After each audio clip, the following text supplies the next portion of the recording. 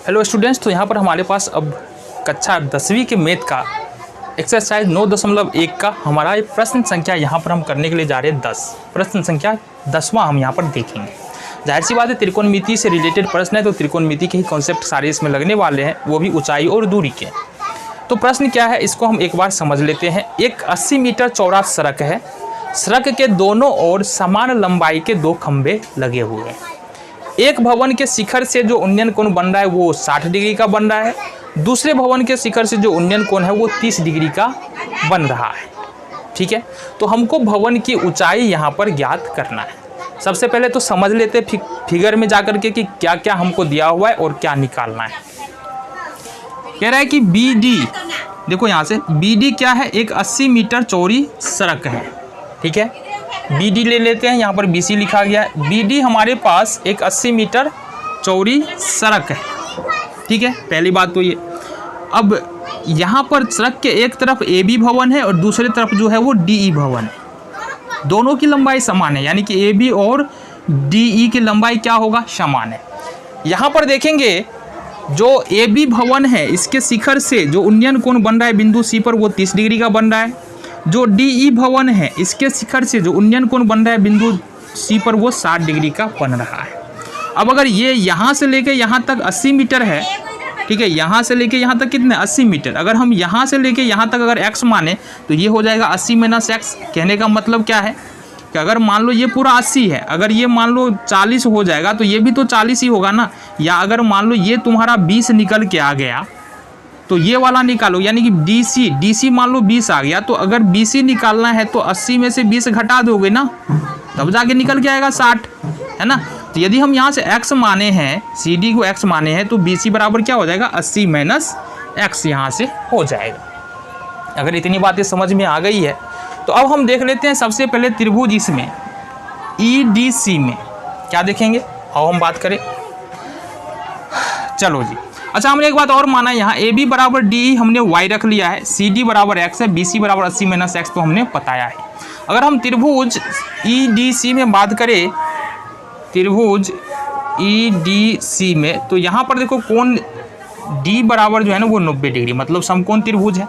अब समकोण त्रिभुज में एक बात बता दो हमको, यहाँ पर किसमें संबंध चाहिए हमको, इस वाले भुजा में और दूरी वाले में संबंध चाहिए, यानी कि ऊंचाई और दूरी। एक तो ऊंचाई तो इन्वॉल्व हो ही रहा है, यहाँ पर ऊंचाई तो हमको निकालना है, ऊंचाई इन्वॉल्व हो ही रहा है, और साथ ही साथ हमको जो दिया है ना वो क्या दिया है, ये दिया है दोनों भवनों के बीच की दूरी दिया है 80 मीटर। मतलब कहीं ना कहीं हमको कर्ण के बारे में तो बात हो नहीं रहा है, ऊंचाई के बारे में बात हो रहा है, साथ ही साथ जो है वो किसके बारे में बात हो रहा है, वो हमको दूरी के बारे में बात हो रहा है। तो यहाँ से बात करेंगे तो ऊंचाई और दूरी में कौन सा संबंध होता है, वो होता है tan थीटा बराबर लंब बट्टे आधार। लंब जिसको हम लोग ऊंचाई बोलते हैं, आधार जिसको हम लोग आधार मतलब दूरी ही बोल सकते हैं। तो दोनों ही त्रिभुज हमको किसका प्रयोग करना है, tan थीटा का ही प्रयोग करना है दोनों त्रिभुज में।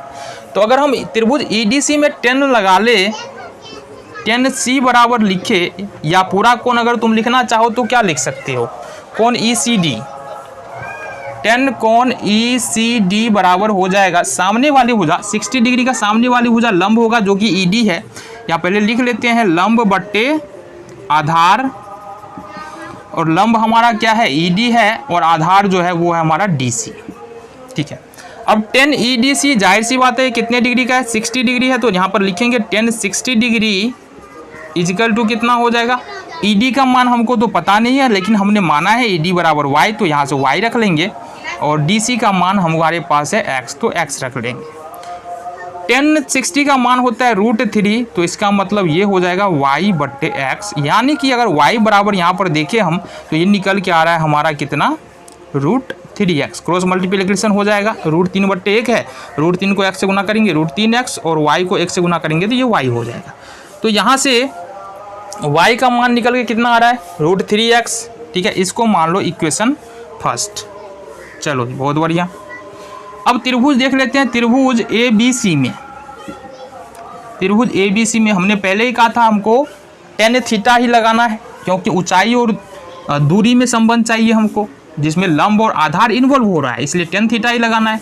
तो त्रिभुज ABC में बात करेंगे तो अगर हम लेते हैं tan ACB, 10 एंगल ACB अगर पकड़ते हैं तो ये क्या हो जाएगा, सामने वाली भुजा हो जाएगा लंब, पहले तो लिख लो, ये लंब बट्टे आधार होता है,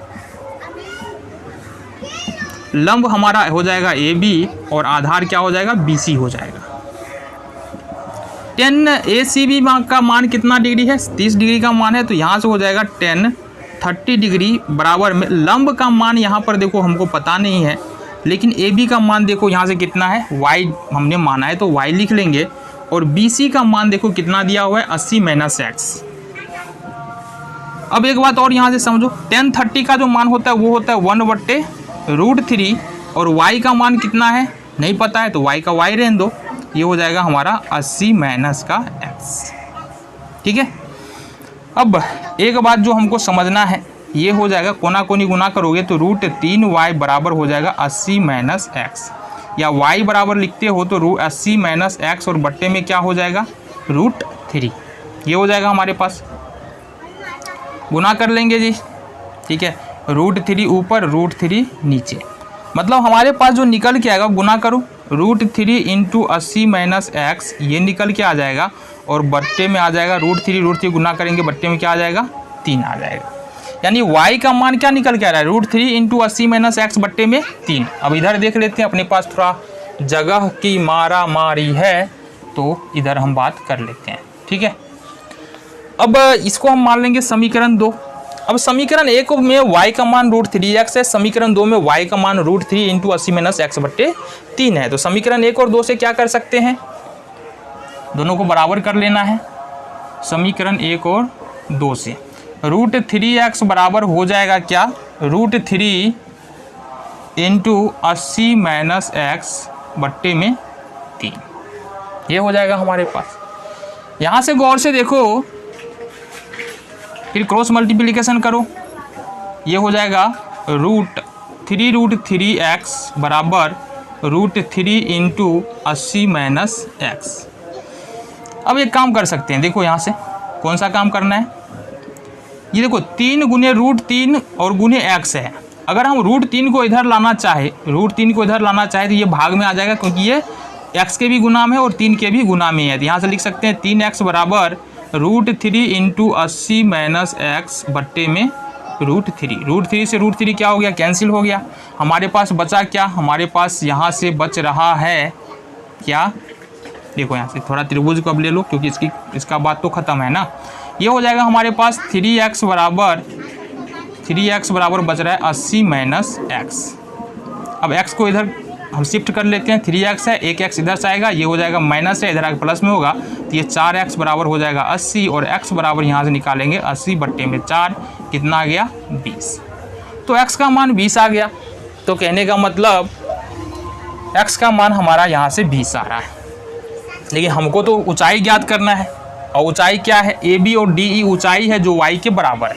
तो समीकरण 1 से हम देखेंगे, यहाँ पर समीकरण 1 से, समीकरण 1 क्या था, समीकरण 1 था हमारा y बराबर √3x, √3 का 3 और x का मान है 20, ये हो गया हमारा 20√3, यानी कि मीटर में। तो यानी कि हमारा जो ऊंचाई निकला दोनों ही भवनों का कितना निकला, 20√3। ठीक है।